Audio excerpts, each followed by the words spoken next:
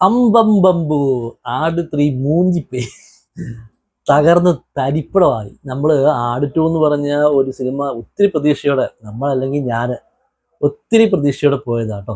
ഒന്നാം ഭാഗം ആട് 1ഉം 2ഉം അടിപൊളി, നല്ല ഒരു മെയിൻറ്റെയിൻ ചെയ്യുന്ന കോമഡിയും കാര്യങ്ങളൊക്കെ ആയിട്ട് വന്നതാണ്.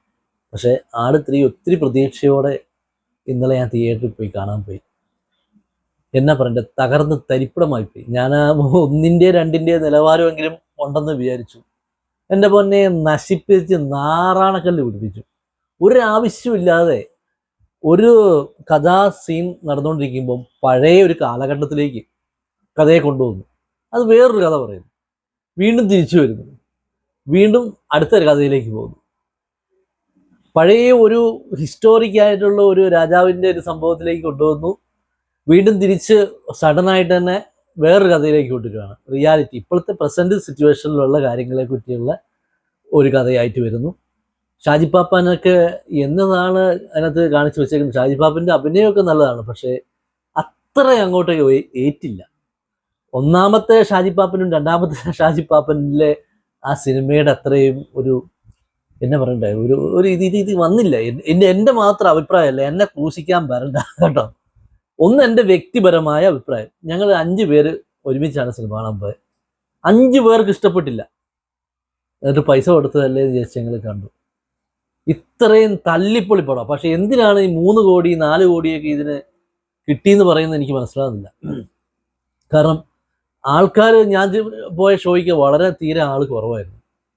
എല്ലാവരും പറയുന്നത് ഉണ്ട് ഭയങ്കര ഫുള്ളാന്നൊക്കെ പറയുന്നുണ്ട്. ചില ഏരിയകളിലൊക്കെ, എറണാകുളത്തും കൊച്ചിയിലൊക്കെ ഭയങ്കര ഫുള്ളാന്ന് പറയുന്നുണ്ട്. എനിക്കറിയത്തില്ല കേട്ടോ അങ്ങനെ സത്യം ഉണ്ടോയെന്ന്.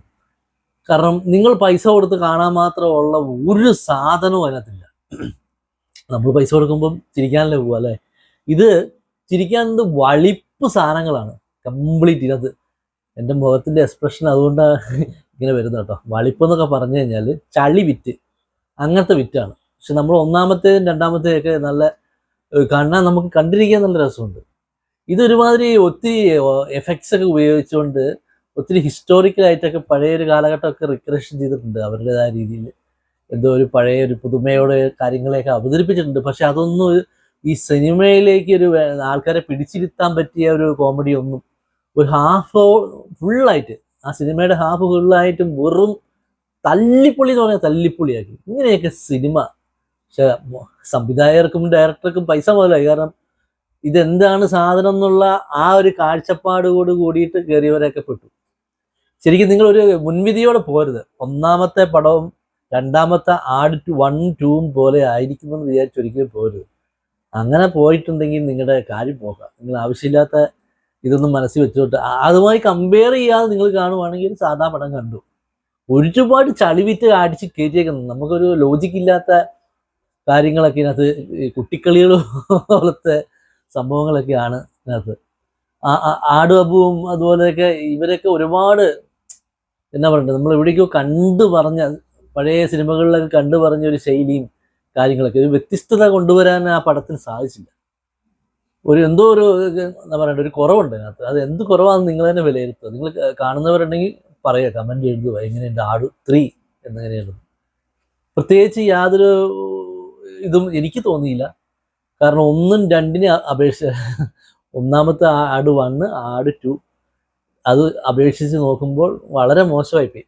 ഒത്തിരി ക്യാരക്ടേഴ്സ് വന്നും പോയിക്കൊണ്ടിരിക്കുക. അതായത് വേറൊരു, ഈ സിനിമയിൽ ഒരുപാട് ക്യാരക്ടേഴ്സ് വരുന്നുണ്ട് പോകുന്നുണ്ട്.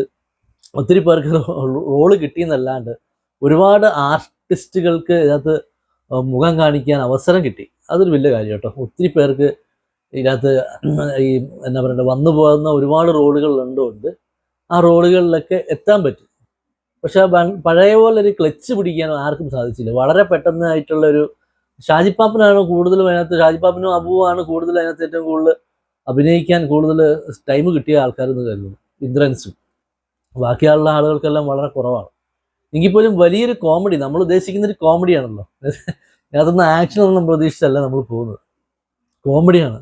തുടക്കം പോലെ പാളിയ ആ വണ്ടിയിലെ ബോംബെറിയുന്ന കോമഡിയൊക്കെ ഒരു നിലവാരമില്ലാത്തൊരു കോമഡിയൊക്കെയാണ്. ഒരു ജയിൽ പുള്ളിയെ അവരുടെ കൂട്ടുകാരനെ രക്ഷിക്കാൻ പോകുന്നതും വഴിക്ക് വെച്ച് ഇവരുടെ വണ്ടി തടയുന്നതും, ആ വണ്ടി തടഞ്ഞ് ഇവർ എന്നാ പറയണ്ടേ, ബോംബിന് പകരം പടക്കമൊക്കെ പൊട്ടിക്കുന്നത് അതൊക്കെ ഒന്നും അങ്ങോട്ട് ഏക്കുന്നില്ല. ആ കോമഡിയൊക്കെ ഒന്നും അങ്ങോട്ട് വർക്കൗട്ട് ആണ്ടേ.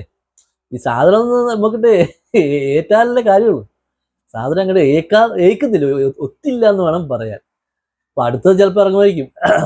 ഇതിൽ നിന്ന് പാഠം ഉൾക്കൊള്ളുകയല്ല. കാരണം 3 കോടി കളക്ഷൻ കിട്ടിയെന്നാണ് ഇവർ പറയുന്നത്. ഇതെന്ത് കറക്റ്റാണെന്ന് ആർക്കറിയാം? ഞാൻ പോയ ഷോയ്ക്കൊന്നും തീരെ ആളില്ല. പെട്ടെന്ന് ചുമച്ചു പോയി, സോറി കേട്ടോ.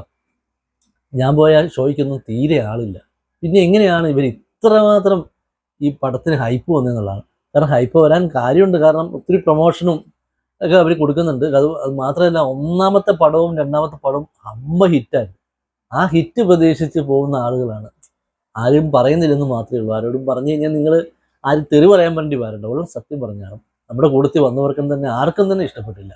കാരണം ഇതാണ്, നമുക്ക് എല്ലാം കണ്ട് കണ്ട് കണ്ട് കണ്ട് കണ്ട് നമ്മൾ ശീലമായിട്ടുള്ള കഥയും ഒരു ബന്ധമില്ലാത്ത കഥയും. ഒരു പഴയ കാലഘട്ടത്തിലേക്ക് പോയി സഡനായിട്ട് തിരിച്ച് റിട്ടേൺ വരുന്നു, പ്രസന്റിലേക്ക് വരുന്നു, വീണ്ടും പ്രസന്റിൽ നിന്ന് പാസ്റ്റിലേക്ക് പോകുന്നു, പഴയൊരു എന്നാ പറയുക ഇതിലേക്ക് പോകുന്നു. അങ്ങനെ ഒരു മാറിയും മറിഞ്ഞൊരു കോമ്പിനേഷൻ. നമുക്ക് അങ്ങനെ നമ്മളൊരു ഫുൾ ടൈം കോമഡി കാണുക, ചിരിക്കുക, അങ്ങനെയാണ് ഉദ്ദേശിച്ച് പോകുന്നത് തിയേറ്ററിൽ. പക്ഷെ അതെല്ലാം നമുക്ക് ലഭിച്ചത്. ചിലപ്പോൾ എൻ്റെ അഭിപ്രായമായിരിക്കും, എൻ്റെ കൂടെ വന്ന 5 പേർക്കുള്ള അഭിപ്രായം തന്നെയായിരുന്നു.